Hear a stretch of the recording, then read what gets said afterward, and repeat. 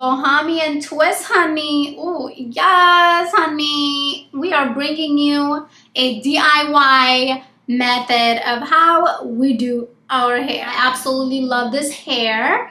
I came across this brand like last year and I've been obsessed ever since then. I'm gonna go ahead and section it like I'm gonna do single braids. So I'm sectioning my hair in 3. And then I'm gonna install this part in one of them, like so.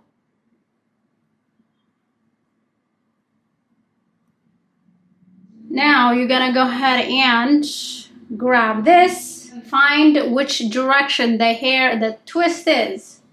Now you're doing that. Now you're just twisting your hair in there, like so.